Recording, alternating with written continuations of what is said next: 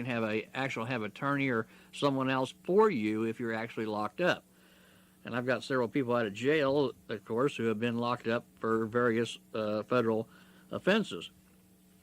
Now, this particular one here, this is a somewhat lengthy, and I have several of these types of write-ups, but this is probably one of the little bit better ones I thought I had, and this is for educational purposes only.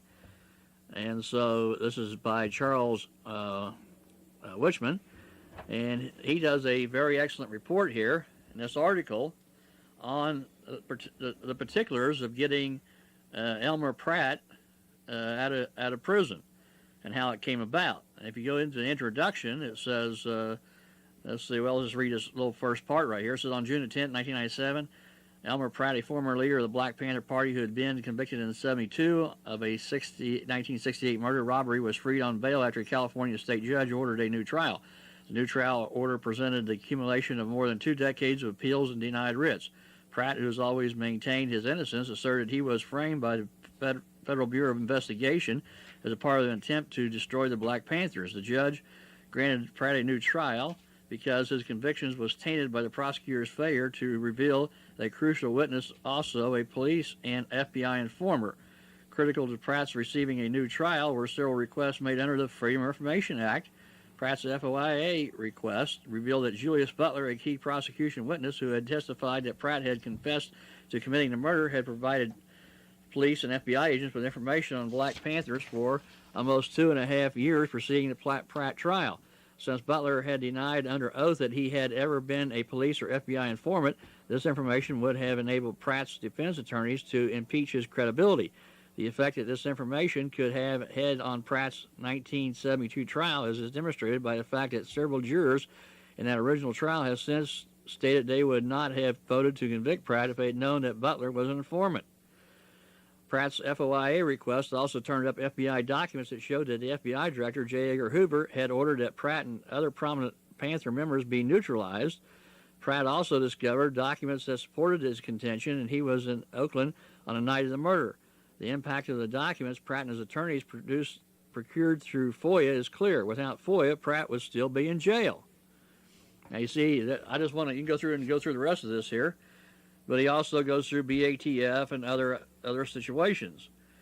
And so this is quite educational piece on background on Freedom of Information Act material, but we want to emphasize here the importance of this FOIA information. So here you had a known FBI agent come in and testify, and they said, no, he's not an informant. Now, I know you probably had, in that trial, there's probably FBI agents who testified, and there were federal prosecutors involved, and all these people were all involved, and they all knew that this guy was lying. Now, what kind of immunity do they have now? Zero. They can all be gone after individually. So I don't know what the follow-up is particularly been on this case, but usually they try to settle out of court to keep public not too aware as to the ramifications of things like this happen. Now, a friend of mine who I know down in let's see, Chattanooga, he got charged also with a crime, and he got pulled over, and the county sheriff searched his car and found a car bomb under the back seat of his car. And so he didn't know nothing about it. And so they arrested him, and he had to go to trial and all this, and come to find out, the FBI had actually planted the bomb in his car because he was a target and they wanted to bring him down. Not that they couldn't find anything wrong he'd done. They just wanted to bring him down. And so they planted a bomb in the back of his car, and they had the county sheriffs pull him over and find it. So they tipped him off. So they finally, one of the FBI agents who finally admitted that he was one of the ones who helped plant the bomb in his car while he was in conducting some business in a different location. And so this is a setup. So this, and I can sit here and just go over story after story after story. Matter of fact, it's on our literature list on that particular piece on the FBI entrapment. And so these people will do anything, as we have seen in the past in numerous court cases. And matter of fact, we just had some people here from Illinois today with a tutor, and they was telling about this raid that they had sustained. And this IRS agent, special agent, he had to go back 3 times and change the search warrant. Am I right? Right. All right. So he went back 3 times. He came in the morning, and so it was like 5:30 before they finally got a search warrant that they could serve. And one of the things that they were not counting on is this particular gentleman had his attorney sitting there in the office when they walked in on him. So they took one look at the search warrant and says, "Get out of here." so they had to leave and go get another one, come back. He looked at it again and said, "Nope, this is not going to work either. Get out of here." So finally at 5:30 he comes back and says, "Well, this is the best we're going to do. We're going to go ahead and rip you off." So now he got a big lawsuit against him. Anyway, so that's the way this comes down. But now he's got all kinds of FOIA requests that he can do. I mean, there's all kinds of FOIA requests now open to him to do to start his exoneration process. So there's no end to it in this FOIA information. There's all kinds of documents and items, as you will see in other dispatches, especially next month's assessment dispatch on assessments. I have a number of FOIA requests on there that most people have never even thought about seeing or doing or using in that realm. So I mean that's what we want to do is have you up to speed on doing these here FOIA requests. Now, you guys have anything to say in that realm there? Not in that realm. Okay. Let's maybe touch on something real quick, and we might be getting out of order here, but we'll touch on it anyway. When you do a FOIA request, you have to have an affidavit saying who you are, so that they can verify that they're supplying the information to you that applies to you. And it's not only making sure that you get the information that applies to you, they are under a duty not to reveal any information to any outside party that's not entitled to see that information. So that's why you have to attach an affidavit with it to show who you are before they supply the information. Now, again, you can do it by affidavit. Another simple way to do it is just make a copy of your driver's license on the front of it. They can use that. That is verification. It has a picture of you, has your driver's license number on there. Now, we've had some people that question that, say, well, I don't want to give them that information. Well, I can guarantee you the IRS at any time can pull up any state's BMV record data. They can see your picture. They have all the information they need on you if you have a driver's license. So you copying your driver's license on the front of the FOIA request is not a big deal. They already have it. We know for a fact, because we know people have been raided, and they're so sloppy they leave their files behind. And guess what's in the files? The pictures from the BMV, everything. Everything you ever wanted to know about the person is right there, and 99% of it came from the BMV. Yeah, Gary made a good point there, because we have a number of people who have been arrested or raided or whoever call us and contact us, and most of these people it's the first time we ever hear from. But anyway, they leave all these documents behind for some reason, and it's just been amazing. Then off of those documents, guess what? You got a whole bunch more FOIA requests that you can then get. Then when you have this information concerning what they left, if it won't happen every single time, but of course, but then you can do FOIA requests, and if they don't answer you back truthfully, then you got another little surprise waiting for them too. So, okay, anybody here want to add in any more? Okay, on page 48.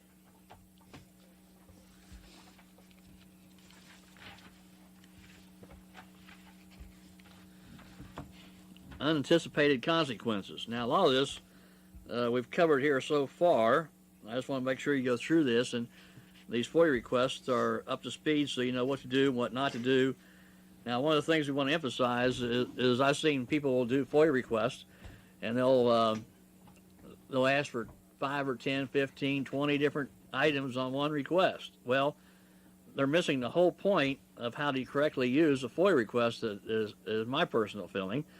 And we suggest time after time after time is to simply ask, like Gary said, one item at a time. Why? Well, when you do that, get yourself a file cabinet or whatever, designate that as your FOIA holding tank, and make you up some file folders for each single FOIA request you do in a chronological order. Because you got to make sure you date each one of them, and we try and suggest people put different dates on them. So when they reply to them, they'll reply to the date on the FOIA request. So if you don't have them, if you send in 20 FOIA requests on the same day, they'll send you back an answer, and you will not have one clue as to what FOIA requests they're responding to. When I started doing FOIA requests, I made that mistake. So, you're getting our expertise, and I don't want you making all the mistakes that I've made in the past. Certainly. Now, when you ask for this one FOIA request specifically, that becomes a separate issue in itself. So you can follow that up or do whatever you want to with that. That's a totally separate document from these other issues. Because a lot of these FOIA requests we've seen that people have done who have somebody help them do these, haven't done really a lot of favors sometimes because they're asking all this whole range of things under one FOIA request. Well, they're all separate issues. So now you got a separate item on each one of these. You build that file independently of the rest of them. So, if you got 20 things you want to send off for, send out 20 requests, date them each a different date. One other thing is you have to remember also is 99% of the times the FOIA is going to ask for one piece of information. However, there are certain FOIAs that will ask for any number of pieces of information because they're all intertwined together and they all fit together to make sure you get the whole piece of the puzzle. Because if you don't ask for it that way, you're not going to get what you want. A good example is on occasion we have a FOIA is called, as we call it, a who are you FOIA. If you have a revenue agent or special agent or anybody like that, it's a who are you. We want to see their personnel documents, all right? We want to know everything we can about that person that we're entitled to see. About the only thing that they cannot give you in a personnel file is their medical records. Everything else is pretty much up for grabs. They're in a public office, you're entitled to see it. However, they won't always supply it to you. I had one case where a person did a who are you FOIA, and they came back and answered them and said, we can't answer any of these questions. We don't know who this guy is. We need more information. Well, the guy did not have his personal ID number, so they couldn't locate the guy. So the person called me and says, what do I do? How do I get the information? I said, do another FOIA request. Just FOIA one piece of information. I want the ID number or employee number of such and so working at a such and such so-and-so office. Just ask for that. There's the one piece of information. Now that you have their ID number, now you can resubmit the longer FOIA to get all the documents you want. Yeah, let me hold on here just a second, Larry. On our literature list, if you go on our website, irsdecoder.com, number 177, it's an example of who are you FOIA requests. Now, people told us, well, you don't get nothing back. Why you do this and what are you doing this for? You don't get nothing back. Well, here's an example of, I don't know how many pages are there. There's quite a few pages of just one request that we got back just to show you some of the things that there is actually sitting there for you to obtain. All you got to do is ask for it. And like Gary said, in some of the situations we had, they come back and it says there is no one by that name or employee number at work in this office. And you got their business card with that address on it. So we've had that happen too. So they have used a different name. We have a lot of that. Don't ever be surprised that you get that answer. I have one right now that they filed the notice of federal tax lien. They did a who are you on that particular person who put their name on the notice of federal tax lien. And the IRS came back and says, that person doesn't exist. We don't know who it is. Thank you very much. I'm going to go back to something we touched on, and when you send off FOIA, I often do FOIAs for document locator numbers and IMS, because I work mostly with IMS. You get a lot of those. So each one of them has a separate date. It's a separate FOIA. The easy way to keep track of that is get one of those little accordion files with 1 to 31 tabs on it, because that's like the days of the month. And now when you send that off, you put it in the day of the month that is of that date. When you get an answer, it may have the date and it may have the document locator number. It could have both, but it may not. The only way you can find out what they're answering is go back to that one that you sent and see where it is. So you look at the date, you can get back to the date, or look at. I also make a cross-reference index showing the document locator numbers in numeric order, so you can go back and find out what it is that you asked for. Go ahead. One thing from this, that we deal with federal, but one thing that you have to learn is from this, get a hold of your state senator or representative and find out how you do your Freedom of Information request in your state, because there's things in the state that you need to be getting, because at some point in time, if you're going through this, the state's going to start coming down on you, and they're going to be using all the federal documents to do what they want to do, and you need to FOIA things within the state. We don't do state stuff, but you need to go and find out how you do it. A lot of times it's a sunshine law that they have that it's all under. It's the same basic thing, but your congressman or your senator or whatever should be able to tell you exactly where to go get that in the law and how to do it within your state. Yeah, that's your state senator, not your federal. Correct. Okay. Back on page 49,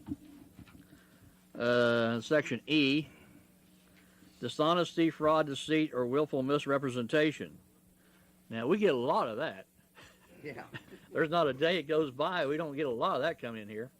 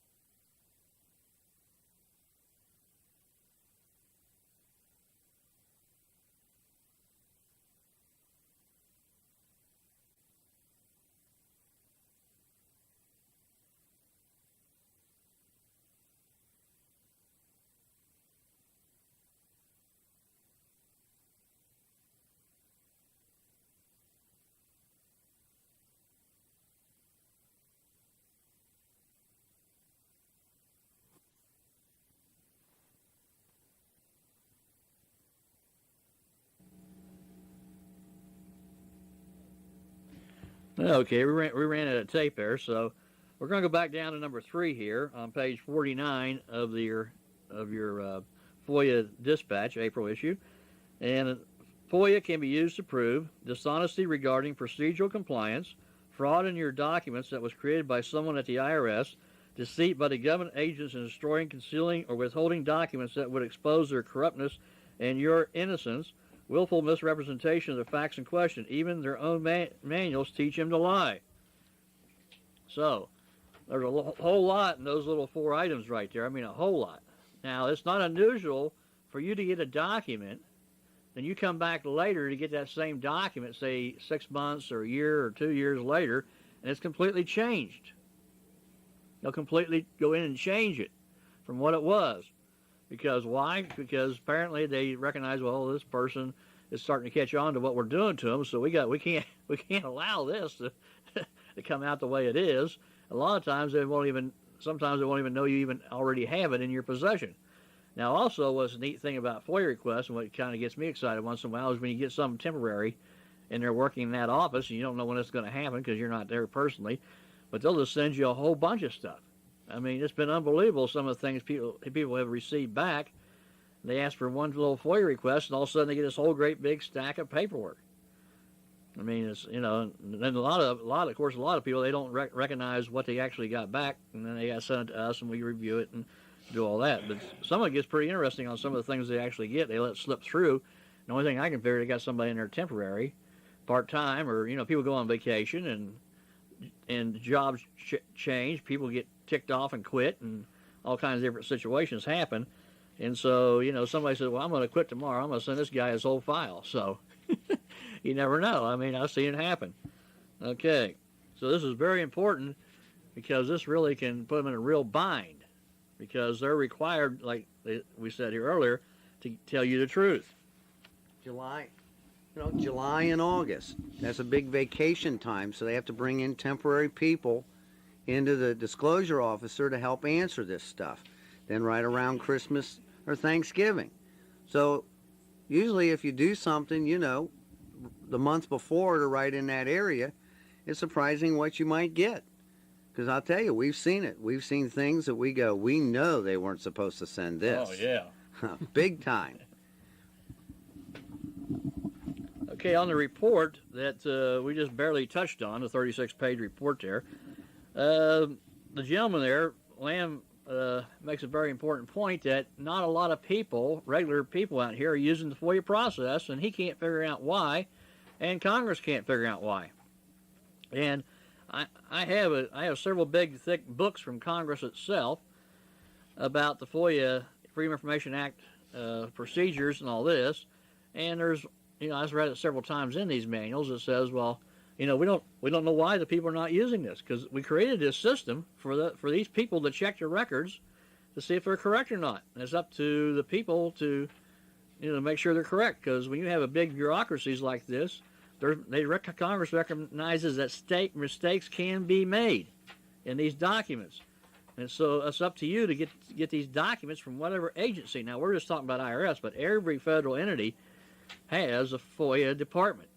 And it don't take a whole lot of work to find out the correct address, whether it's Labor Department, FBI, OSHA, EPA, BATF, whoever. They all have FOIA departments.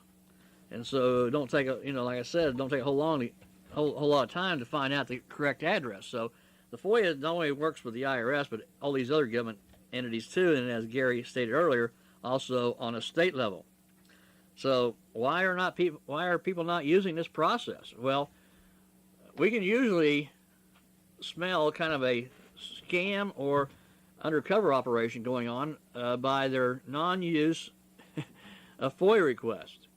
And so there's different programs, like right now, running across the country, and I'm sitting there scratching my head, and I said, well, why aren't they doing FOIA requests that make their arguments a whole lot stronger? Well, they stay away and steer people away from doing FOIA requests. I've had people call some of those top gurus of some of these programs up, and they'll just really jump on them about doing FOIA requests. Oh, you can't do that. You can't do that. That gives the government jurisdiction. You can't be doing that. You can't be doing this for this reason, that reason.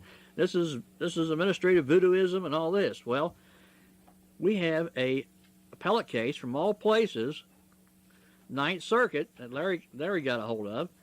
And what does it say, Larry?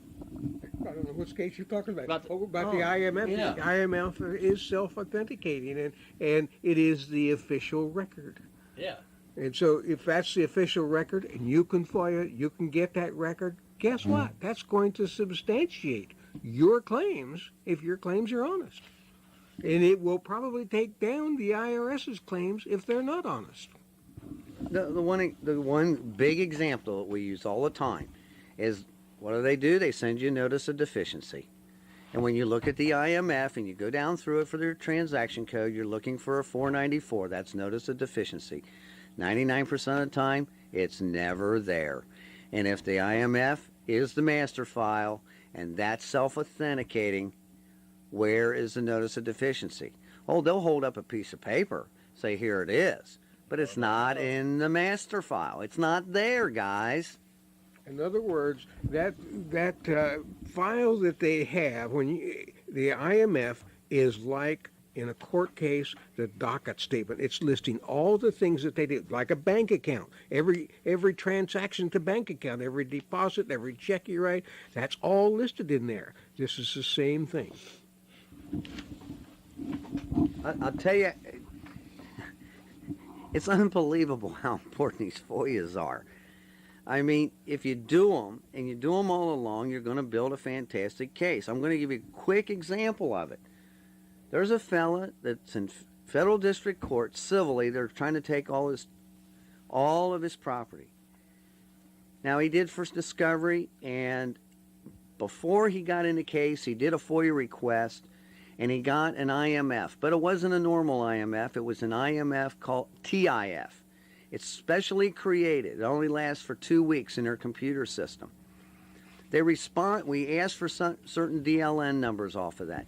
They came back and said they had problems. Show us the numbers. So we sent them the copy of this. Okay, here are the DLN numbers. Produce all the documents. Now they're saying, well, we can't find some of the DLNs. Please Show us where you got them from. And by the way, we're going to send you documents. Guess what they sent him? I should clarify first. Before that happened, they said they had no documents. They had no IMF. They had no systems of records. They had no 23C. They had nothing. Well, the other day, guess what he got in the mail? Asking for him to verify all these document locator numbers. He got an IMF literal transcript. All of a sudden now, partway through the case, they said they didn't have nothing. And now all of a sudden there's records being created out of the thin air. Thin air. So that's why it's important. Yeah, we get a lot of these thin air documents coming in. They're all created on the same day.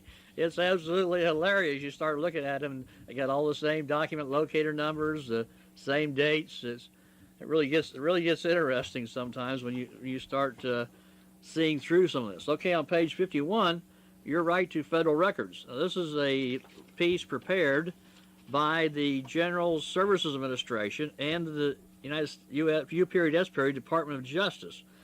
So I wanted to make sure you had this information to go through.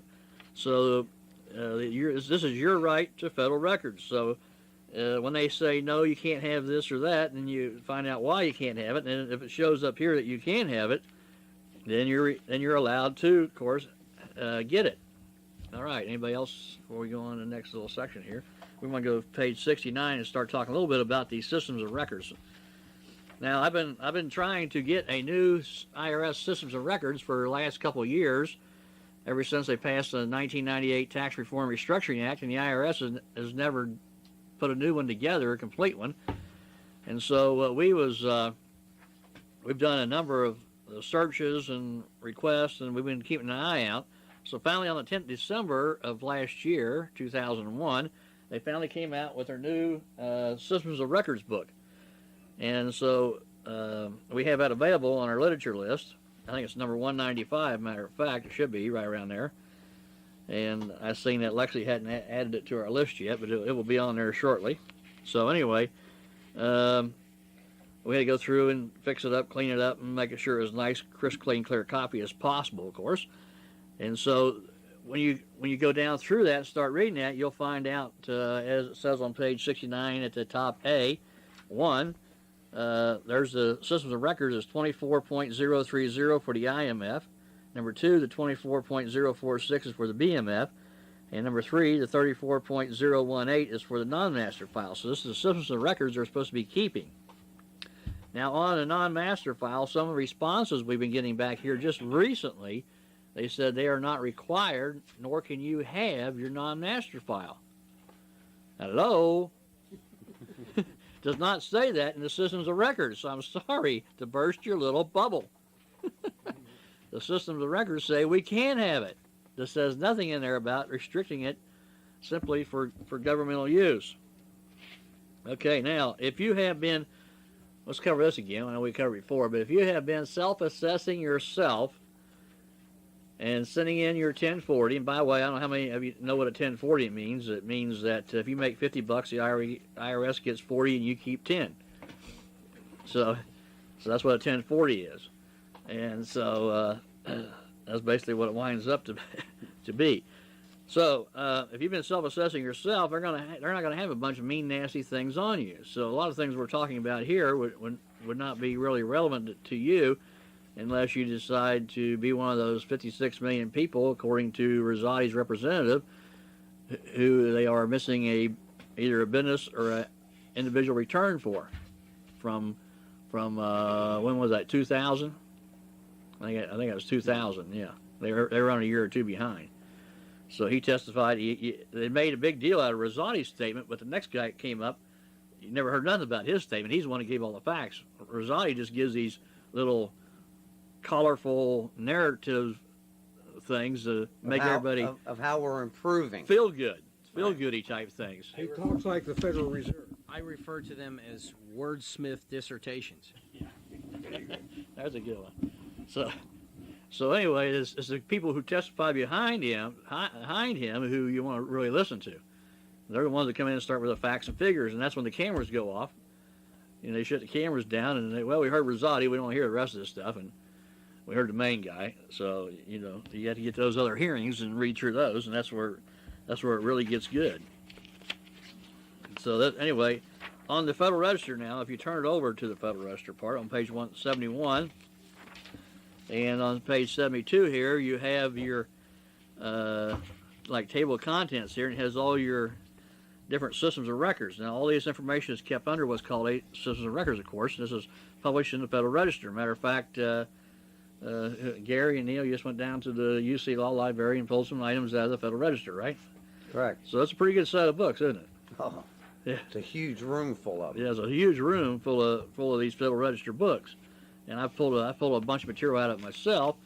And a lot of these books, you get into the center of the page, and it's hard to copy the information out, and you get some real problems. And it's really not. It's hard to find it anywhere on the internet. Sometimes you can find some of it on the internet, but most of the time you get back in the older material that you're looking for, it's not there to be found in the first place. So the IRS was the last entity to actually come out and publish their new systems of records, because the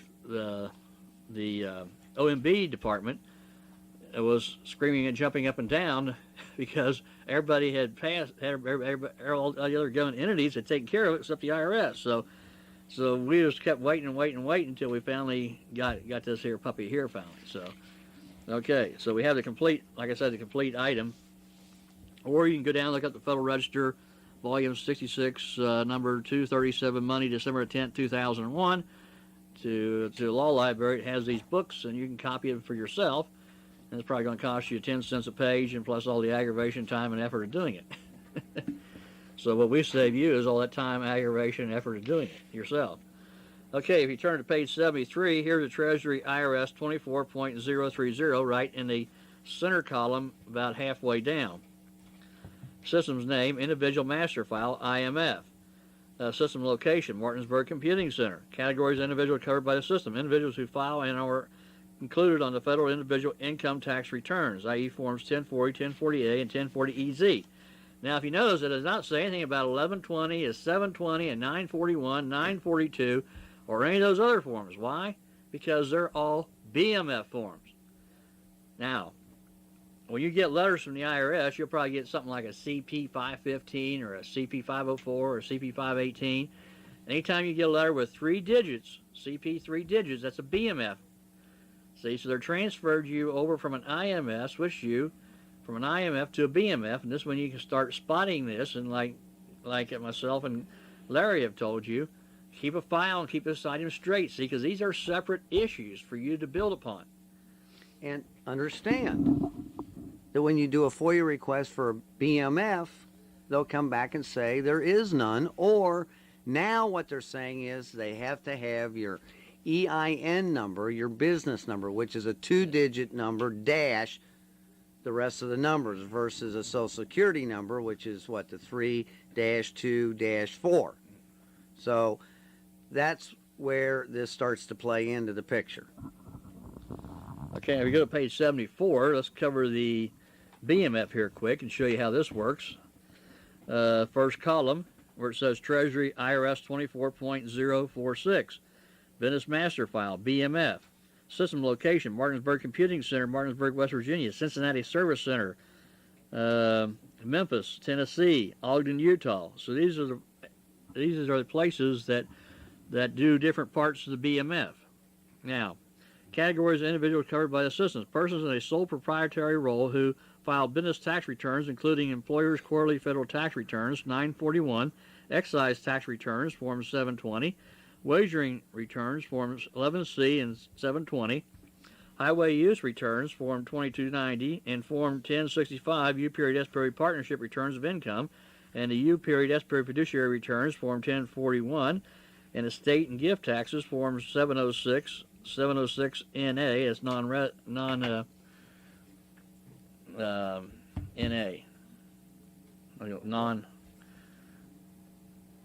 okay, well, let's get some mine right now. And 709. The latter can be individuals not in a sole proprietorship role. Okay, so here gives us some of the, if you're involved in any of this type of activities here, then you'd be asking for a BMF, not an IMF. You can ask for an IMF for yourself, but if you have a business or something, trust or whatever with a ID number, this is what you'd be asking for is for a BMF. Now the 720, the very first time in my life I ever saw a 720 form is that I had back in about 88, 89 or something. I got back on IMF, and on it was an SFR. I did a substitute for return for me. So I did a FOIA request for that SFR, and what did I get back? A 720 form, which I still have today, hopefully, somewhere in my files. But anyway, this is the first time I've seen a 720 form. I said, well, what's a 720 form? So I had to go digging around, and didn't have the internet and all this good stuff like we have today so much. And so I had to go digging around, and I finally went to the federal building in Cincinnati and asked for that blank form, and got the package. It was for excise taxes. I said, well, I've never been engaged in this kind of activity. But they done an SFR on me, and this is what they put in my file as the SFR, and this is what they sent me back. So like we said here, you never know what you're going to get back till you ask for it. So is that just a little bit shaky there now? I think so. All right, now, okay, you guys want to cover anything on those? Or okay. I'd just like to point out, in the system of records, on page 73, if you look at categories of records in the system, it says taxpayer entity records, parentheses, name, address, identification number, SSN, and other indicators pertain to entity maintenance. When you file a tax return as an individual, you have to realize that you are considered an entity. You're not considered a human being. You're considered an entity, which is a legal fiction. And however you file your returns, you're going to be in that category of a legal fiction. That's why another reason it's important for you to get these records is you want to find out what they're saying about that other legal fiction, that fiction that you've become in the computer. If they put you in there with a BMF code, then it appears that you're in some excise taxable activity. Gosh, you could be in dealing in drugs and pharmaceuticals between the Cayman Islands and Puerto Rico, or rum in Puerto Rico. So without your even knowing it. In one case, a woman was set out of her house here, and apparently they said she owed $6,000. When we researched the IMF, it turned out that they were claiming that she owed $6,000 on an offshore oil well. We told her to write to the IRS and just find out where that offshore oil well was. Guess what? It's not there. It's a legal fiction. So you want to make sure that you're getting the entire record, your entire audit record. You are auditing the IRS. And it's probably good likelihood that you're going to find that they haven't been doing such a good job of keeping the records. That's what we're hoping to help you with here. That's what Congress has emphasized time after time, like I said earlier. It's your responsibility to get these records and make sure they're correct, because they recognize that these bureaucrats, they're not always up to speed real well on what they put in your files, and a lot of them could care less. I mean, if they're having a bad hair day and they're supposed to be typing things into your file, no telling what they'll put in there. These people are what you call just human anyway. There's no halo around their head, folks. That's what I'm trying to say. And so they got their like everybody else, they got their good days and bad days. So, and there's some of them could care less what they put in your file. They just type stuff in there to keep, to make them look like they're doing something. Okay, introduction to the FOIA request. We've covered these and other issues. Your IMF, your BMF, and your non-master file. And this is all we put in this issue because we want you to go through and ask for these items on your own. Now, where we want to go is on page 86 and 87. And every once in a while, like Gary says, we get a call from somebody whose FOIA request came back because of a lack of identity. Now this comes on page 87. This actually comes from the Department of Justice, certification of identity. Now, you can read through this here yourself, but one of the things we want to go to is in the top center of the page here. It says full name of requester. Then we have citizenship status. Now, why do you think they want to know that for? Now, if you go over, it says Social Security number. That's item number 3 at the bottom of the page. So remember now, this comes from the Department of Justice. It says, providing your Social Security number is what? Voluntary. Voluntary. Now, this comes from the Department of Justice. You are asked to provide your Social Security number only to facilitate the identification of records relating to you. Without your Social Security number, the Department may be unable to locate any or all records pertaining to you. So, here is, right here on the U.S. Department of Treasury form, that the Social Security number is voluntary. You realize how many people out there actually believe that it's mandatory to have one? Now, I'm going through this right now with my son at school, and one of the secretaries at school thinks that somehow we're breaking the law, and come to find out, she had contacted an FBI to do an investigation as to why he does not have a Social Security number. I just found out about this. And there's no law requiring you to have one, lady. Now, what's this going to do to her belief pattern when she finds this out? Just like my daughter. I took her, got her a Ohio driver's license when she was 15 and a half, learner's permit. No Social Security number. Doesn't have one on. I know lots of people who, says NON-E, none, or 0000, however they choose to put it. And my oldest daughter, she just graduated from Ohio State, got her degree, and with no number. And all these people told her she could not do it. So right here, U.S. Department of Justice form says Social Security number is what? Voluntary. Okay, so we want to cover that a little bit. And some people say, well, I got rid of my Social Security number 10, 12 years ago. How do I do this? I said, simply put former account number. Well, we don't put Social Security number, we put account number, because you're an entity, like Neil said, you're just an entity number. So it's an account number. It's a number of your account. Okay, and when it comes to Social Security, let me say this real quick. There is no Social Security Trust Fund, folks. Go under Title 31, 1351, and show me where the Social Security Trust Fund is listed as a government trust fund that they actually monitor. Legal fiction. Another legal fiction.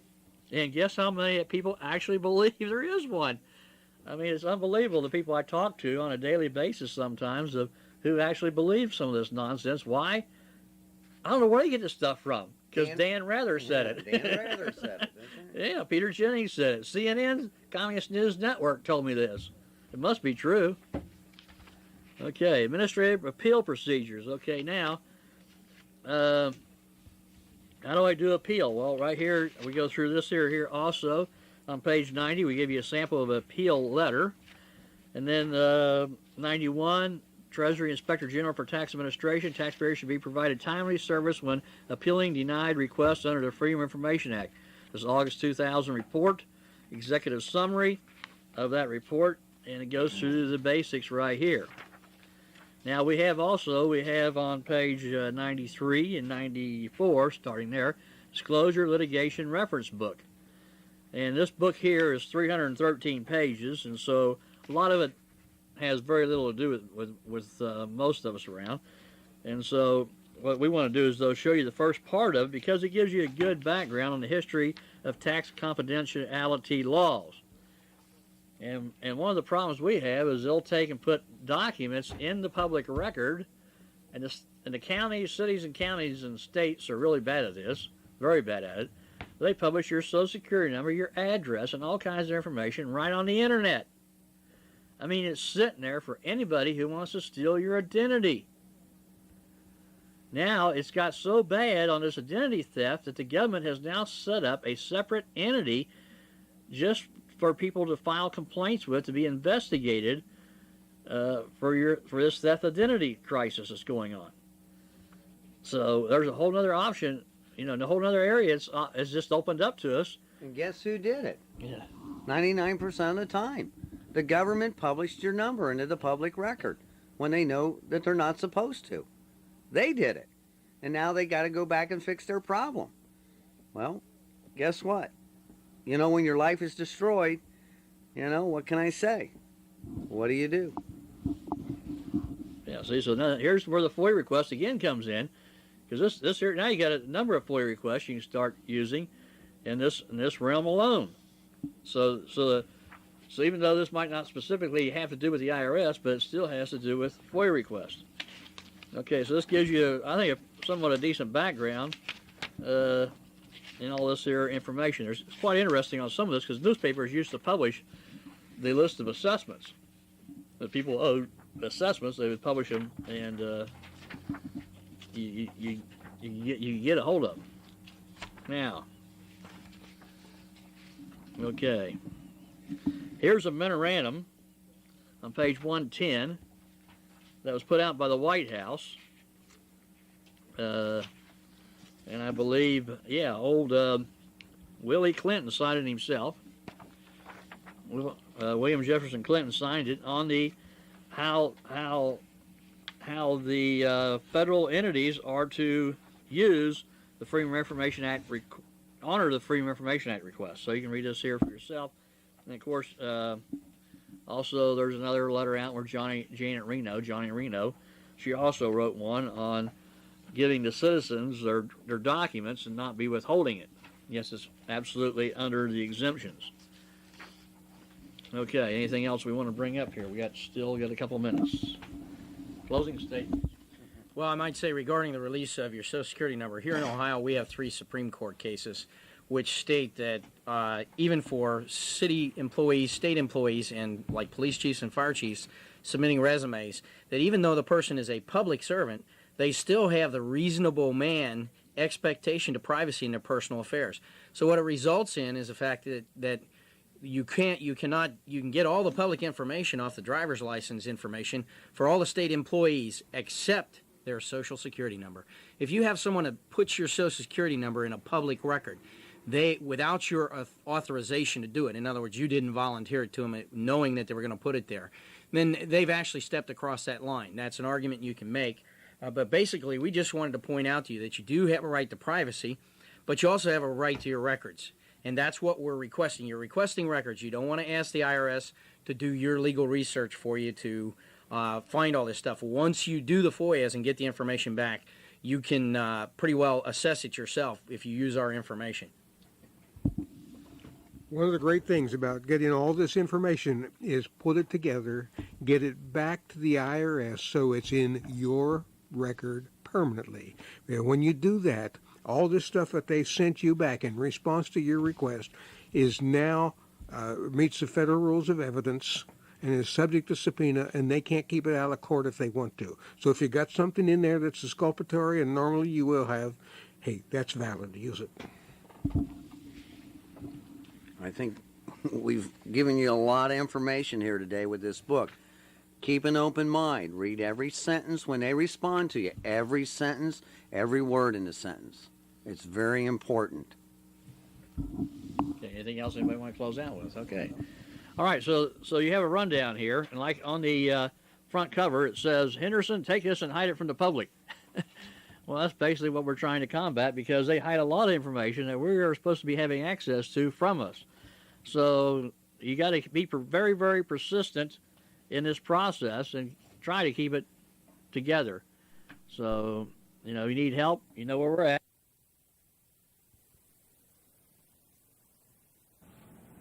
Oh, ladies and gentlemen, I want to thank you for ordering the VIP Dispatch. This is our first tape. And if you have the book in front of you, we have a nice orange cover, the Dispatch, the Individual Master File Report, and on the edge of it, it says IMF January 2002. So these will be on each issue, so you simply put them on your shelf. So then when you want to go and find something in whatever specific issue, you have them right there. So at the end of the year, you'll have 12 of these. And so they'll all be right there readily accessible to you. Okay, this is Pastor Richard Standring, and we've been working on this project for some time now, trying to get it right. And the more you work on this, the more you learn, of course, and it keeps expanding, and you keep wondering how much to put in, how much not to put in. So the tape goes along with this here manual and expands some of the things that's in the manual, so you get a better idea and hear from us about some of the items specifically what are very pertinent, and then we're going to talk about things that are not pertinent. It goes around the country also on different issues. So any questions you have, all our phone numbers in here, our website's in here, our emails in here. And if you go over to page 3 and 4, we have the table of contents. So you can go to anywhere in here you want to real fast and look up what you want. Then we have our, for example, information concerning the IRS, concerning the IMF regular individual master file is on page 5. IMF Operations Manual is page 8. And IMF Operations Manual Part 2 is page 18. And IMF Operations Manual Part 3. Now, this section right here is very important to have this information down. and know a little bit about it, because this is the basics of this whole IMF procedure. So, of course, we have the IMF Operations Manual, and probably some of you also have that also. But this is the one we obtained from Washington, D.C., and we haven't seen anybody else across the country putting this one out, and this is a basic manual on the IMF, Individual Master File. Now, the next section is the Freedom of Information Act section, which we're going to talk about more, and it covers from page 35 to page 56, and this goes into 10 different Freedom of Information Act requests, and they're contained in here. So you have the basics right here. So let's say you have a friend of yours or relative or whoever you meet, they got an IRS problem, and so the beginning point is right here, starting to build their individual file, and you have your IMF file and how to get that, and other pertinent ones that go along with the IMF. So you have that all accessible. So what we want to do is make each one of these like self-containing. The documents need to be requested for like not only the IMF here, but also when we do the BMF one, which is next month, and then March is the non-master file. So all those requests, and some of them will be similar because you ask for some of the similar items on each one, so they will be somewhat similar to send off for. So some will be repeat, but each book then will be self-contained in these issues. So if you go to a meeting someplace, you want to talk about BMF, or you want to show somebody about a BMF, for example, you'll have all those pertinent FOIA requests right there in your BMF manual. So you don't have to carry 3 or 4 or 5 of these manuals with you. So I'm trying to make them all, put all this information under one cover, even though some of them overlap. Okay, so page 58, sample of IMF MCC transcript. We're going to cover that more in detail. The master file requirement, page 72. The VAL codes, the freeze codes, criminal posting, document locator number, the TC 150 section part 1. Here's 2 idiot legal arguments that did not work. We also want to put things like this in to show you what works and what does not work, and document it with court cases. Here we have 2 court cases that show the fallacies involved in some of these issues. So give you a background. So this stuff comes around and around and around. People keep picking it up, and look what I got. Oh, this stuff's so good. I can't let any of this paperwork out. And I hear all this stuff all the time, and it's all issues that's been well settled. And as soon as they get a bunch of people using it, it all crashes. Okay, IRS agent assaults taxpayer in Las Vegas. Some of you probably already heard about that, but we put a little article in there, and we also put the section, the manual. Now the IRS section out of the IRS manual, it goes into how to file a complaint against an agent. So if this happens to you, you'll have that information right up front. And on page 4, on page 116, procedural section, and we have the federal arrest form, federal summons form, advice of rights upon arrest, state or federal, state and federal police interrogation statement upon arrest, and research reference guide. Now, hopefully, if you've been using our procedure, you'll never have to be undergoing all this, but some people have been doing other things, and they usually call us after they've been arrested or something, and they do certain stupid things. They ask for, or they don't ask for certain things, and it totally messes them up for the whole rest of the time because they waste so many items. So we want to cover some of these basic procedures. So because we get people in all the time who have been indicted by using some other program. Then we have on page 123 our VIP services. This covers all the rebuttal letters, decoding, IMF, BMF, non-master file. There's a whole number of different types of letters, and usually any letter you get from the IRS, we got a response to it. These are some of the examples of, or some of the letters that we do respond to.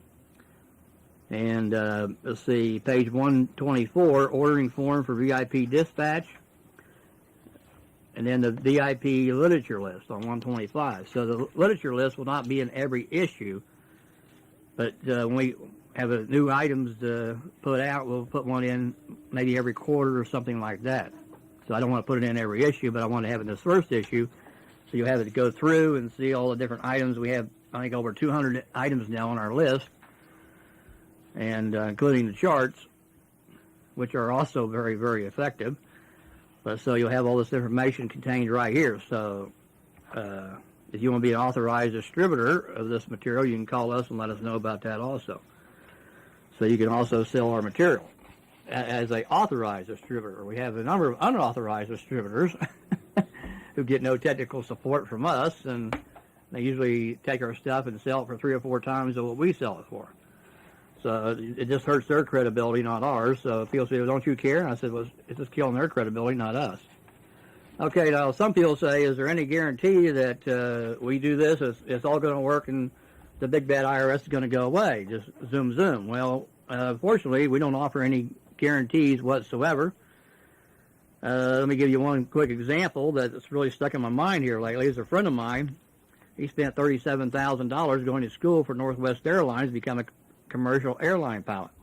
He's been flying twin-engine planes for a number of years now, and so he wanted to move up. Finally had enough hours in where he felt he could move up, and so he went down to school and left his family in here, and he had all the expenses. He quit his job, borrowed money, and did everything else and he could do to get through this school, because Northwest had practically promised him a job as soon as he graduated. He said, oh yeah, everybody graduates, we'll have a job. And so guess what date he graduated on? 9/11. 9 o'clock in the morning was their graduation on 9/11.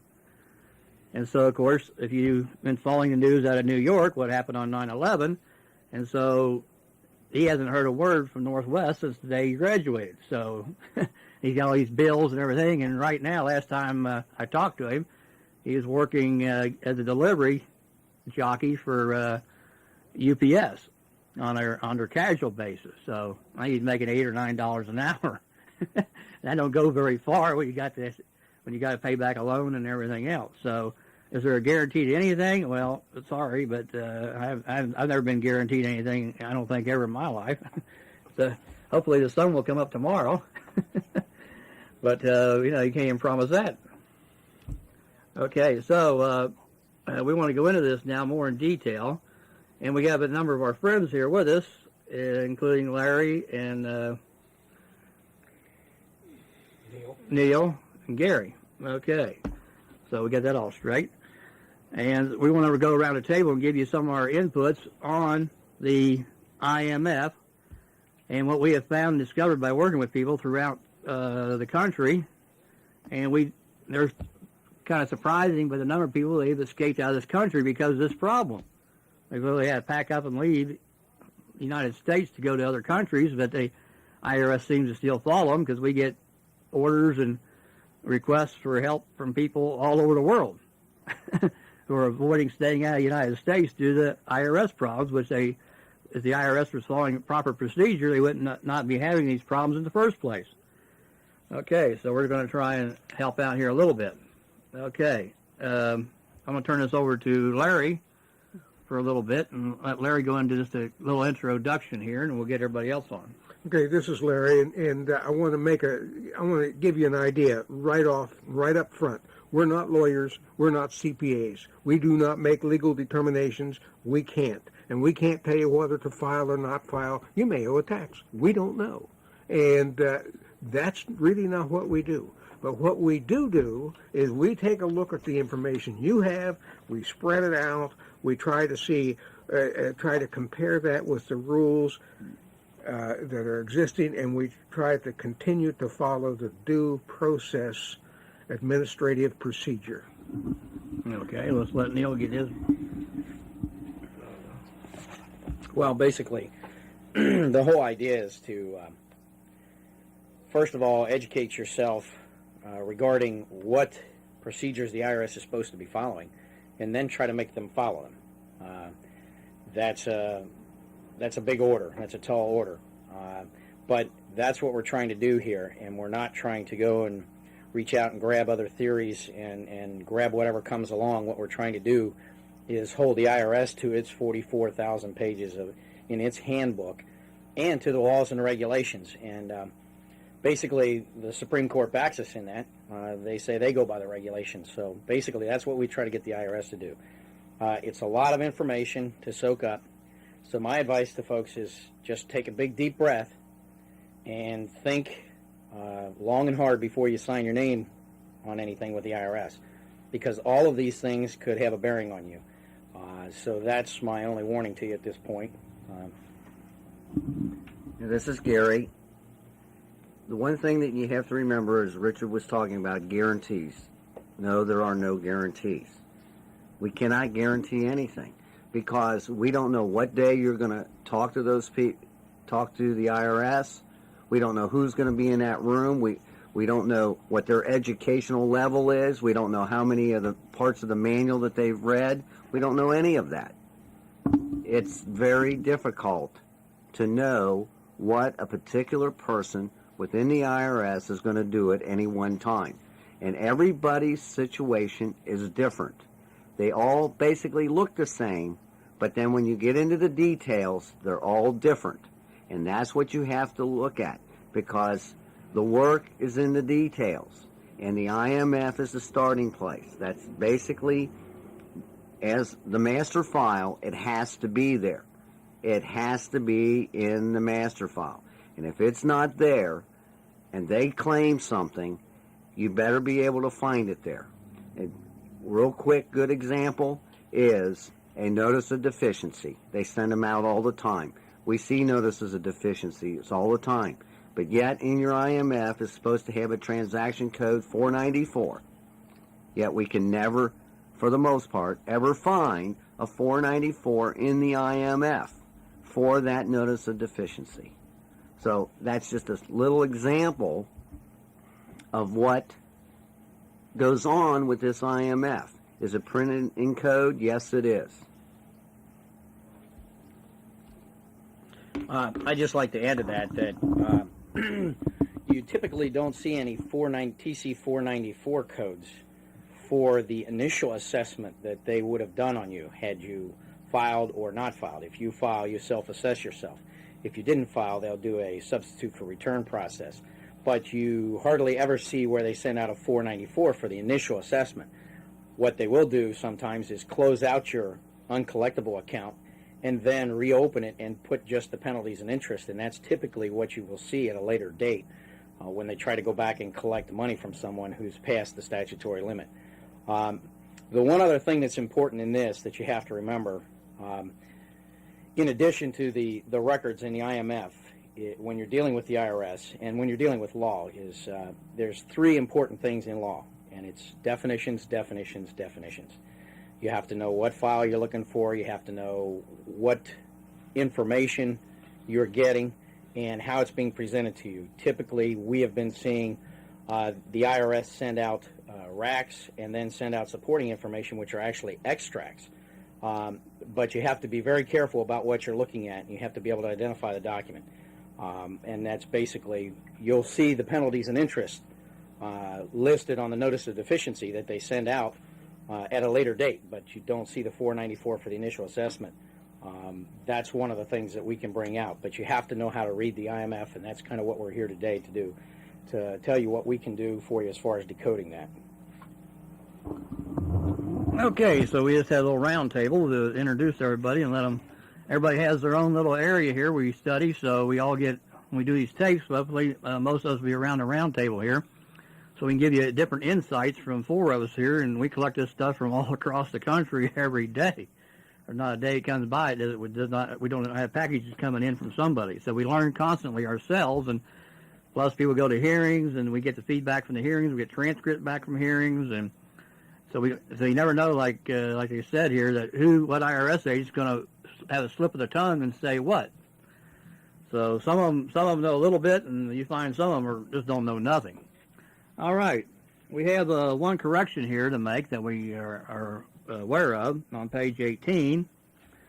And if we go to the page 18, third paragraph, the fourth line should read, ADP stands for Automatic Data Processing, comma. This section tells us, okay, you put tails in there. We left our editor didn't catch this. Our proofreader didn't catch this little section.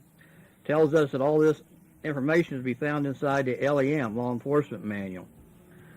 And so that's one little correction we want to make. Now, let's talk just for a second on the ADP and the Law Enforcement Manual. Now, over the years, I've collected a number of these ADP manuals from 82, and I think we have a 98 right now.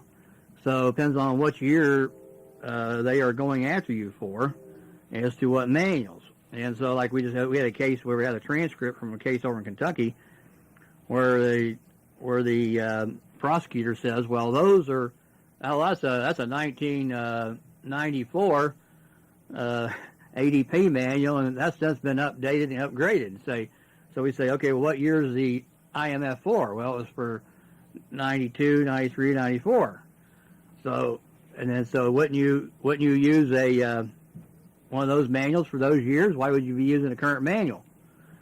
And so the judge says, yeah, Mr. Prosecutor, why would you be using the current manual? And the prosecutor says, I don't know. He just thought it was something good to try and pull. So you got to have some of those comebacks and know some of that information. All right, so Law Enforcement Manual. Now, this is a hard puppy to get a hold of, and the first one I got had about 30-some pages missing out of it. And I went to Washington, D.C. specifically to try to find those missing pages. And so when I asked Thelma up there at the IRS reading room and about them, she like to went into a cardiac arrest and says, I don't want to hear no more about that. Don't tell me nothing about that because CID keeps that locked in their safe in the vault. So we're not even allowed to have any of that information here. I don't know how you got a hold of that, but you're not supposed to have it. I said, well, I hate it when people have things and use it against us, and we're not allowed to have it. And so finally, eventually, through other sources, I think we only have one page missing out of that whole manual, the LEM manual. So most people, if they have one, they got it from us because, as far as I know, we're the only ones putting those out, along with a number of other IRS manuals, because we went to D.C. and personally obtained these. And these are items that they keep stashed away or don't send out, and some of this stuff's really, really difficult to get your hands on. The IRS can't even get their hands on it. Yeah, the IRS can't even get their hands on it. So we could get into a number of stories, but we don't want to take up the time away from expanding upon what we're here actually for. Okay, we're going to get Larry and let Larry go in here on the decoding and go into doing a lot of this work. And I spent several years, if you've been through my level 2, tape 2, where we do the spreadsheet. So it took me several years to work that out in a logical manner and to put things together.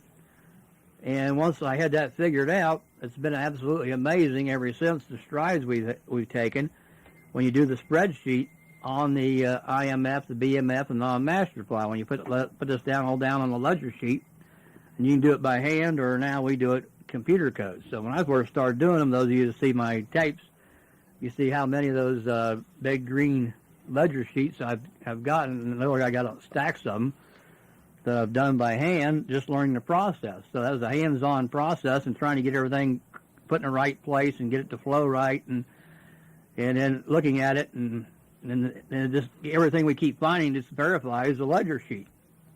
So I don't know how I came up with it, but I haven't seen anybody else coming up with it across the country, and it just absolutely tears the IRS apart when you have that spread out on a ledger sheet like that. So we're going to let Larry start over here on page 62, I believe it is. Yes, we'll start on page 62. Let me give you a verbal definition of an IMF first. Like Neil says, definition. He's right.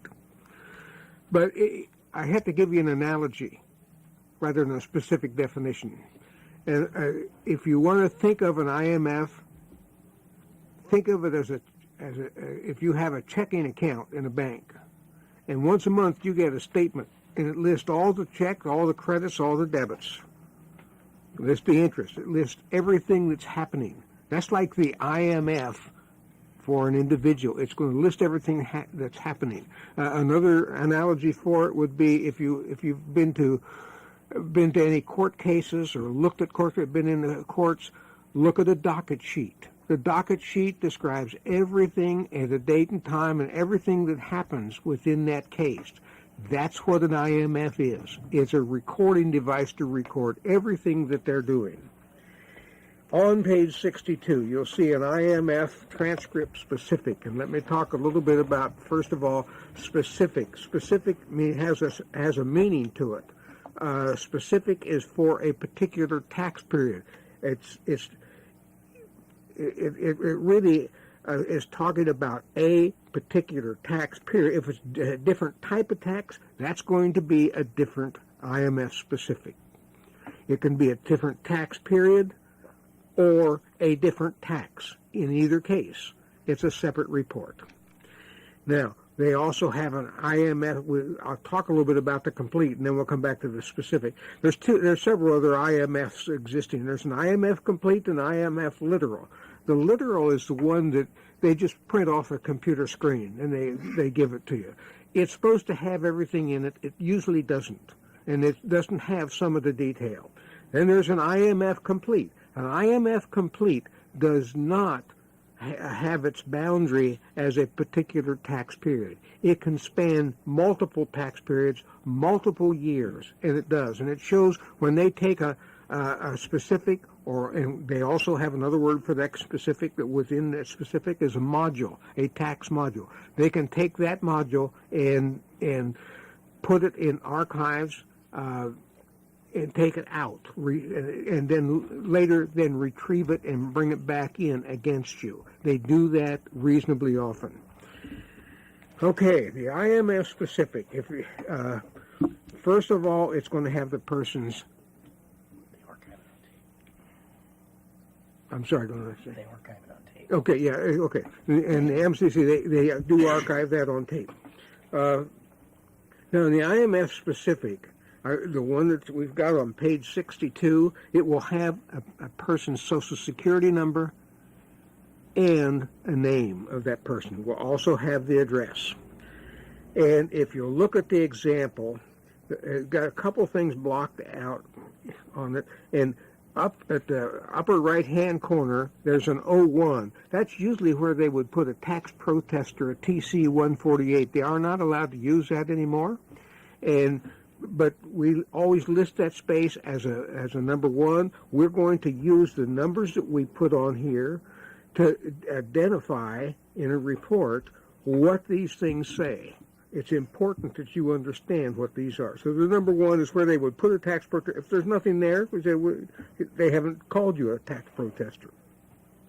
Right under that is an employee number, and it's a number of the IRS person that made that report. That's also just below the line of asterisks, and where it says for and by, those are also IRS employees, and we usually mark those. And right next to it is another box. This is called type S30-19912. Well, the 19912 is really 1999 and the 12th month. The 12th month in which is when the tax period ends. And just before that, there's an on 06142001. That's really a date. This was done, this report was made on June, that's the 06, 14th day, June 14th, 2001. We also talk, if you go just above the asterisk line, you'll see something that says cycle 200124. Well, cycle is, the cycle date is really a week within the year. So this 2001 is the year, and it's the 24th week. That is your cycle date. There's a Julian date. We may get to talk about that later, but for right now, let's go on. Down below, and there's an 03 beside this. It may be hard to see in a blocked out area, and it says MFR-04. That's your mail filing requirement. These are your requirements to file. And there's a whole list of 01, 02, 03, 04, and we know what those mean. So we will tell you in a report what those means. And number 4 is Val-1. And the next thing we have is I usually show it different than this. We have just above that line, another thing, it's a freeze code that has an FZ. This is marked 05. Really, where we're marking those now, we've changed some. That would be an 06. And just below that, the 07, it says CRINV-Z. Z is the freeze code, but we would call that the 05. So we've got them switched on this. But that will show up on your actual report. If you'll go with me to page 64, and we'll come right down to the left-hand side. There's 01, not a taxpayer, 02, the tax year, and the type S30. We just looked at that. That's a type of tax, the S30. And the tax year, 1999. 03, MFR 04, there's your mail filing requirement, and it's calling for IMF 1040 full non-business schedule A, B, D, E. The next one, 04, is Val 1. See, these 04s, 05s, those numbers are right off of the sheet we just looked at. We put those numbers in so we could identify them. Okay, so the Val 1 is the Social Security is not valid for the taxpayer using it, and that's usually the case. That's not unusual. It would be unusual or anything other than that. And 05, criminal-Z, that's a freeze code. It's an unreversed TC-914 posting. The TC-914 is saying, we suspect some criminal activity here. And number 6, it's showing a FZ, and that's just a freeze code, and then your -ZVW freeze codes. I have to tell you a little bit about that dash. The dash is either before or after a code. In this case, the dash is before, although sometimes it changes the meaning. If the dash is before, it means one thing. If the dash is after, it means something else. So you have to be careful to pay attention to that dash to know what the correct meaning is. And you can read those reading, the Z, V, and W. And down 07, there's also a criminal -Z and another unreversed TC-914 posting. Number 8, and I'm going to switch back and forth now. 60. This is page 64. We're going to go back to page 62. And a block in the middle of the page says lien, L-I-E-N. That's always there in all people's IMFs. It always has. That just means it is an obligation. They think it's an obligation, and it's usually from the previous year. It may not be from the previous year. It could be a substitute for return. There's a number of things, but it always says lien. Doesn't mean that there's been any adjudication. In fact, I can almost, not totally guarantee, but almost guarantee you there hasn't been any adjudication. And this has a number, 17221-267-04521-0. Let's go back to page 64. And you'll find that lien and indicated with DLN, that's a docket locator number. And here's that number we just read off, 17221-267. That is a docket locator number.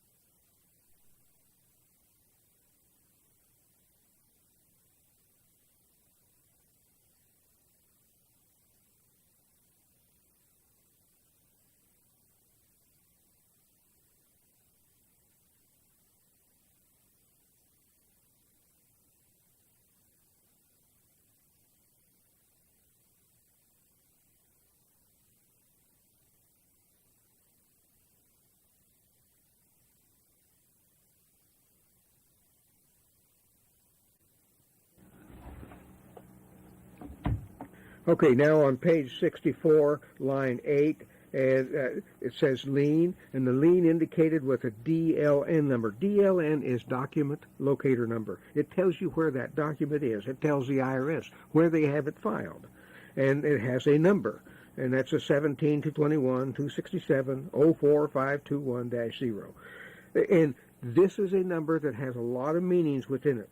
For example, the 17 in the front tells you what office it comes from. The 2 next to it that's the third digit, is a true tax class. The 21 is a document number. The 267 is the Julian number, and that's the day of the year in which that document was produced. And then the next three digits are the -045. You just use the 045. That's called a blocking series or a number. And that gives you the nature of the transaction, in this case the lien.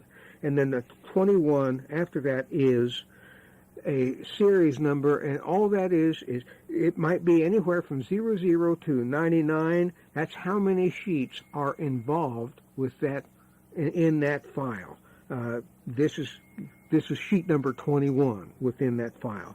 And the 0 at the end is the year in the decade in which it was done, in this case 2000. So the docket locator number has a lot of meanings to it, and that's what Richard was talking about, breaking down and putting on a chart so you could see what those numbers mean, what the meaning is behind them. We go on to 09, the freeze codes. I'm going to let you read, and be careful about where the hyphen is. In this case, it's the dash ZVW, and so you consider all those as dash Z, dash V. Those are all come after the dash. If it came before the dash, they would have a different meaning. Number 10, the CSED. Let's go back to page 62, and you'll see these. It says number 10 on it. And you'll see CSED, and that number after it is a date. And RSED, the number after it is a date. And then this is not in the box. We normally put it within the box. And you'll find over to the right-hand side of that, ASED. So let me start again. The CSED is the collection statute expiration date. The RSED is the refund statute expiration date, and the ASED is the assessment expiration date. Those are dates. Those are important to know. And then down on the next page, down in the next line, you'll find a number 12 out on the left-hand side in an empty box. If there were a substitute for return, there'd be an SFR. And we have seen that marked differently, where they actually mark the code in there for a substitute for return. And then next to that, you have in another box 150. Well, that is the transaction code. We also have it marked as 102. That's going to be line 102 on that chart, and we'll get to that chart in a minute. The number after it is a date. It's 11/20/2000. And then if you go straight across the page, you'll find from that date, you'll find a 13,237.0. That's how much the assessment was for, $13,227. And over here, just to the right of that, you'll find an 11 and another box number. That is the document locator number for that assessment. And it has all that stuff coded within it. The number 13, I usually do this a little bit different. I usually call 13 as the total income tax, which is down below. The number is the same. It's 13,227. And then up above the 14, the AGI is the adjusted gross income, 80,963. Let's go back to page 64. You'll see all those things marked. There's the number 10, the CSED, and it tells you right beside collection statute expiration date. We lay out what that is. And the refund statute expiration, the assessment statute date. Got down to a number 11, the assessment, the date of the assessment, the document locator number of the assessment. The substitute for return, there's none shown in this case. That box was empty.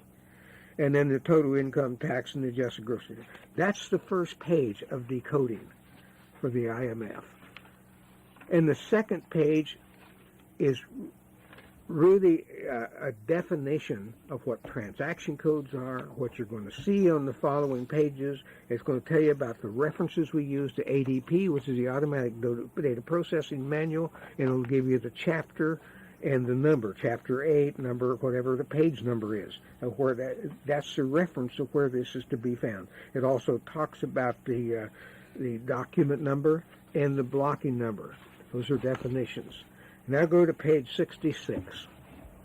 Here's the chart that Richard was talking about. What we have done, and I'm going to have to, you need to put your finger back to page 63 so you can follow this along. I guess 62 first, I'm sorry. Because It says line 102. If you go back to page 62, you'll see where that 12 and the empty box is, and right underneath the 150 is 102. That's the line number. We've added that line number so you can correlate that to the chart. Let's go back to the chart on page 66. You'll see line 102, transaction code 150, and then what that means. And all these numbers out to the side that seem to be going down right under the ADP 11, that's Automatic Data Processing Manual, Chapter 8, page 11. And that's the one thing. Let's put the ADP, Section 8, page 11 is actually the 6209 manual. They call it the ADP manual, but it's usually referred to as the 6209 manual. That's what you'll usually hear people talk about. Okay, thank you. And in continuing with that, now down below you'll find IMF and some numbers after it, and BMF and some numbers after that, PSC. What these are the valid document numbers for that transaction code 150. These are the only document numbers that should be valid. And down below that, it starts over here on the left-hand side, a tax liability assessed from the original return established. It's a definition of what that transaction code is. That definition is right out off of that ADP manual, 6209 manual, chapter 8, verse 11. It is their verbiage. It is their words. And they have a second meaning for a transaction code 150. You'll find it there as well, just below. And it says an entity created by and a PC 150 and gen. I've changed that now, but gen means can be computer generated. This is usually the substitute for return. If you don't assess yourself, well, let me put it the other way. If you file and you assess yourself, the meaning is going to be the first one we saw there, the transaction code 150 debit IB return filed and tax liability assessed. That's what the 150 means. However, if you don't file, then they do this one, the second meaning of the transaction code 150, which is an entity created by TC 150 and is generated in their computer. And that's also still in the ADP manual or 6209 manual, chapter 8, page 11. Now, those are the definitions. Now, if you come down below, you'll find a document number, and it tells you what documents are valid for that number. They've used a document number 21, and 21 is a valid document number, but not for an IMF. That's interesting. And it's not for a BMF. It is for an IRAF. Which is? It's like an RA, and a retirement company. Yeah, individual retirement. Individual retirement account. That's the only place I see that 22. Well, here it is. Or 21. I'm sorry, was I looking for the wrong number? 21. 21, you're right. And I still don't see a 21 up here anywhere. So that's the only valid document number. Well, and these are the forms for it, the 1040, the W-2, and the 5329.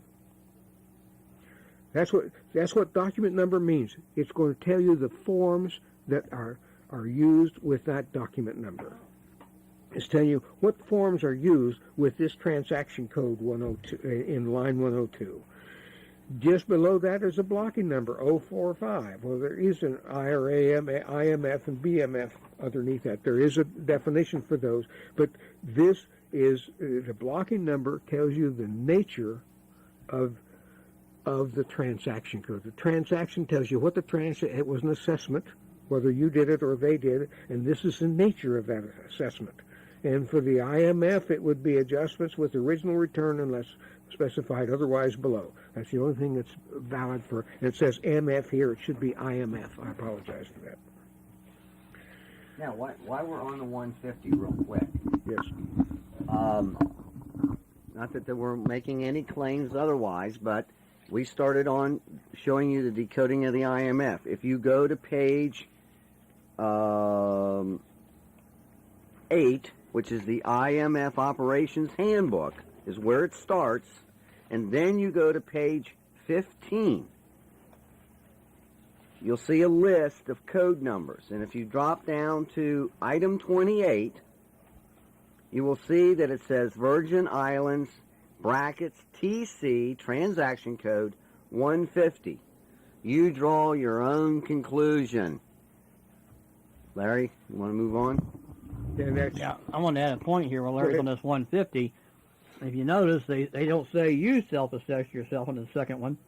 However, they say indicates the master file entity was created from the posting of the return. So usually IRS will do what's called a SFR, substitute for return, and post this for you.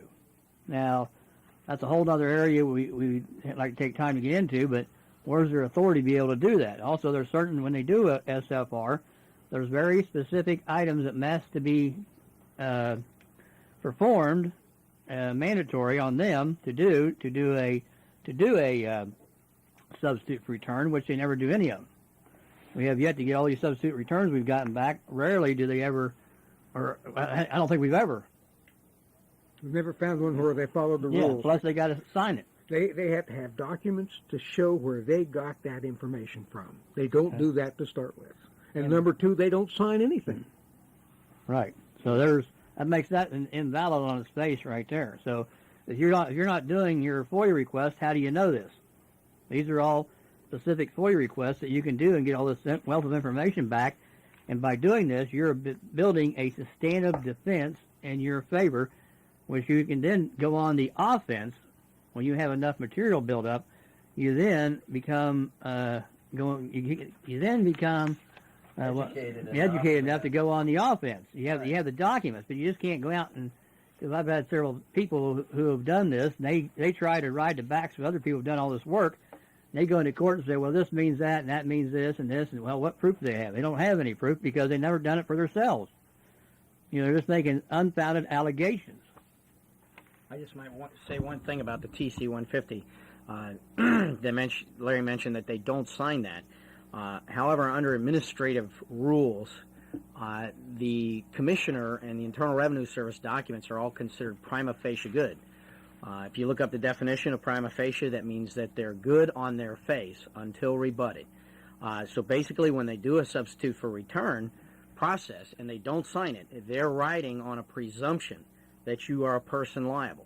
And that's one of the two things they're going to use to make a determination about whether you owe a tax, is whether you're, number one, a person liable, and number two, you had taxable income.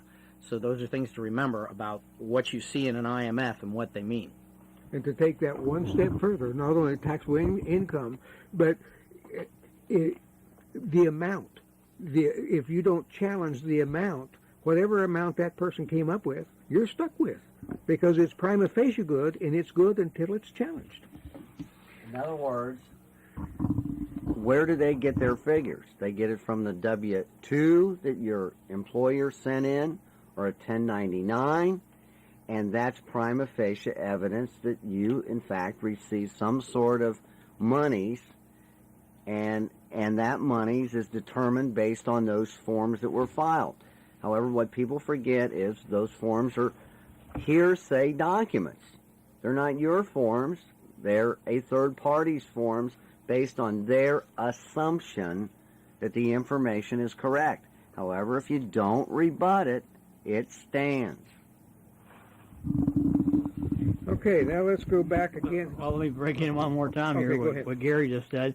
30-day letters and 90-day letters, they have to be rebutted. And if you don't, you waive them, and that prima facie evidence then stands, and that's just, it's a major job to overcome that, because that goes into your record just like glue. And so those 30-day and 90-day letters, especially a 30-day letter, they got to be rebutted immediately. As soon as you get one, it needs to be rebutted. I mean, you can't waste any time. And a lot of times we have people come in here with a grocery sack and dump all their stuff out, and they got letters they haven't even opened up, registered return receipt, and they're afraid to open them up. So, and here's 2 or 3 30-day letters sitting there, and stale as can be, but we go ahead and rebut them anyway. At least get that information in the record that they have been rebutted. Okay, now I'm going to take you back to page 63, where we have the sample IMF, and we have some lines which are really line numbers which are shown heavy on the left-hand side, the 104, 106, 108, 110, 112, so forth. 104 does not have a docket locator number, and they do that fairly often So I'm going to go on to 106 so you can understand what's going on. But these are the line numbers, and you're going to find those in the chart: 104, 106, 108, 110. Okay. Now go back to page 66, and you'll see in the chart, you'll see the line numbers. There's the second set of boxes is line 104. Second line in the chart is line 104, and it has a transaction code. It doesn't have a docket locator number, so we can't find the Juliet date and the document number, the blocking and the blocking number in the series. So we'll go on to 106. That was 914. This is a very important one. 106 is on the next page. It's line 106, transaction code 914. Now, we go to the next page, 67. To line 106, you'll see there transaction code 914 IBA. And that's for individual, it's for business, and it's for an IRA, the retirement account. And what it says, the nature, the transaction is an active criminal investigation. The only valid document number for it is 77. And that's right out of the ADP manual, Chapter 8, page 52. And it says right under, identifies a tax module assigned to the criminal investigation division, and you can read the rest. That's their wording. That's right out of the manual. And here's, just below that, you have the document number 77, and look at all the forms that it involves, the 38, 70, 43, 56A. You have to go through a list of forms to see if any of those forms apply to you or what you've been doing. You might not have ever set up an individual retirement account. You'll still have this posted.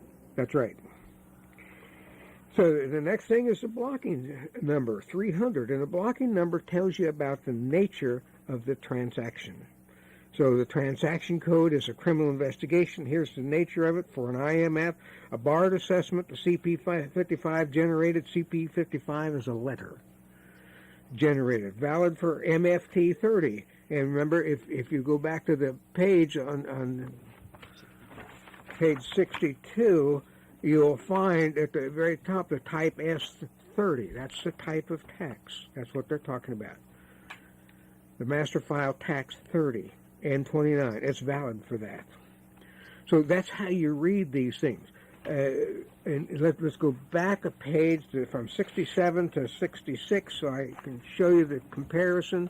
It shows you the effective date, 12/15/1998, and that's come off the IMF itself.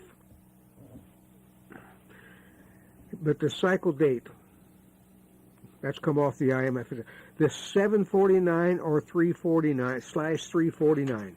That's the Julian date. That's the day of the year. And what they do, if it goes above 360, you have to subtract 400 to find the actual day. And the day in this case would be 349. I don't know why they do that, but they do it. It's their rules. We follow it. We just print it out.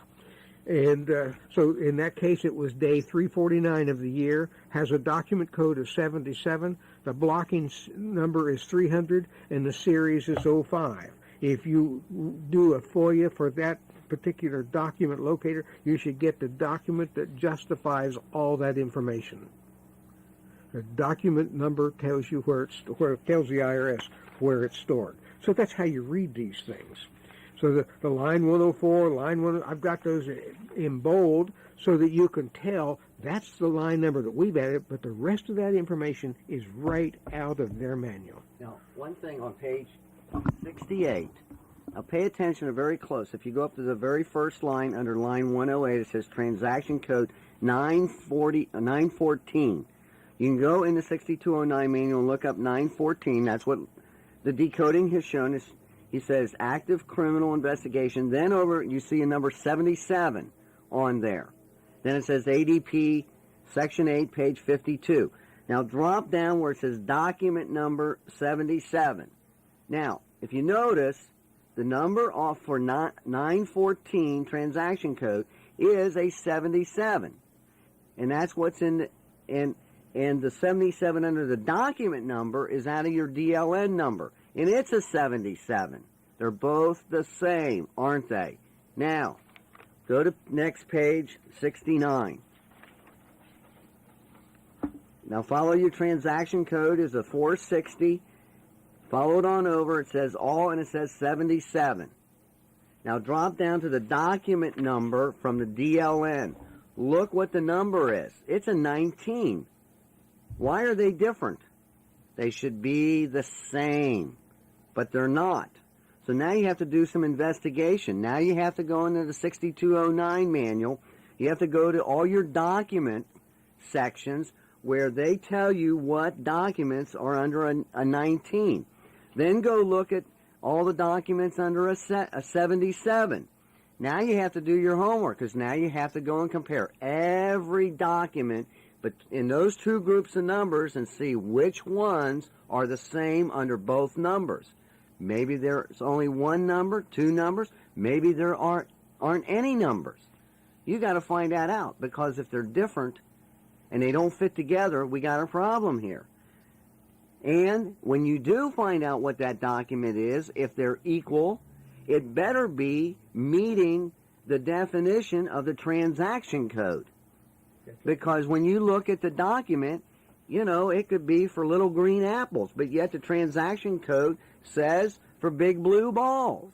So you have to know what it says and what it stands for.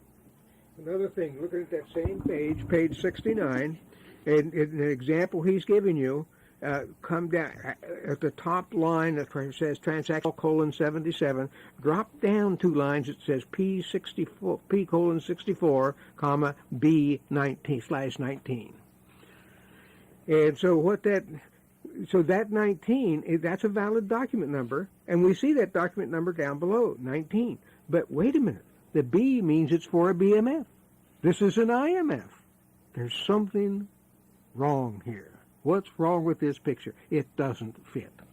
And that's what we're getting at. You need to look at those. These are the valid document numbers, and down below is a document number that actually came out of the document locator. For a BMF. This is for a BMF. For next issue, we're going to cover the BMF. Yes. So it means they're making changes on their own. They're going to take you from an individual to a business. Okay. You got something else you want to cover on that? Well, let's go ahead and cover it. Go through later. Okay. So if we follow, we're going to go back to page 66. Chart is showing you, for example, you can't FOIA line 104 because it doesn't have a docket locator number. The rest of them you can. For example, line 112 shows $2,725. I would really, and that has a document locator number, and you can FOIA that. Find out where they're coming up with it.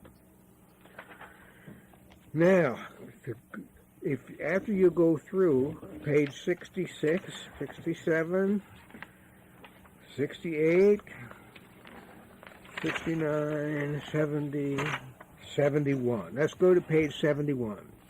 There's some codes at the very end, and they're different. These are 2-digit codes instead of 3-digit codes. And these are the collection status codes. In other words, where are they in the process of collection? And here's where they show the different forms that they've sent. You have to be able to read the manual to know that. And we've changed the line numbers so that they're different from the line numbers in the IMF, and you can tell the difference. So we jump, for example, a whole 100 up. So we start with 202 in this case. If we ran up to 200s in the IMF, this would go to 302. We want to make a difference so you can see that this is different. And here it is. Let's go back to page, the original, to page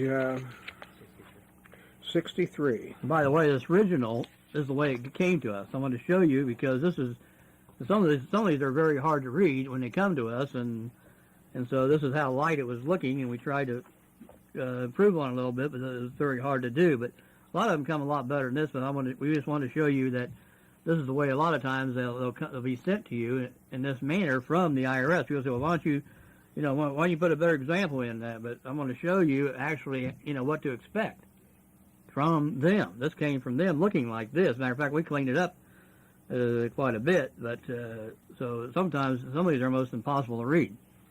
Okay. On that page 63, down below, you'll see line numbers 202 and 204 that we've added. And right beside 202, you'll see MF stat hyphen 04, and then you'll find that's really a date, 06, 05. That's the 5th of June, year 2000, and that's just an extension date. The next one, 204, again, here's a 2-digit code, 12, and a date beside it, 11/20/2000. And it goes on out, and it actually has an amount in it. It has a hyphen after it, so it's really a credit. And then it has a 2045. The 2045 is really the cycle date. And so that's the 45th week of the year 2000. Now let's go back to page 71. On page 71, you'll see how this is decoded. Here's a little chart again, line 202. The code was 04. If you go down below where it says line 202 is emboldened, you'll find 04 is either for individual, business, or a retirement account. And it's extension filing. That's in the ADP manual, chapter 8, page 57. Extension of time 4, and that's misprint there. That should be 4 filing granted. Date of status is extension application filing date. I have to tell you, when I first did all these, I used a scanner to scan it in. And sometimes this tar got by. It was looking at an F-O-R, and it put in T-A-R, and it's one of those things I didn't catch. That's all been changed now. We've cut them all now. So we'll do better in the future on that. And here's an installment basis on when applicable to forms 990 CT and 990 so forth. Line 204. Here you had an amount, and there's 2 meanings for this one. And that's the 204. The code is 12, and you have a credit of 296. There was a hyphen after the amount in the previous in the IMF, so which meant it was a credit. They're crediting you with something. They're putting in $296. And there's 2 meanings for 12. Here they are. The return is filed or assessed if a master file transcript 13 or TC 240 posted, overpaid or subsequently collected. And the second meaning is full paid, generated in response to command code stop when TC 291 appends to a module and so forth. These are meanings. These are right out of their manual. So it has to be one of these. Okay, and those are collection status codes. And that's going to tell you what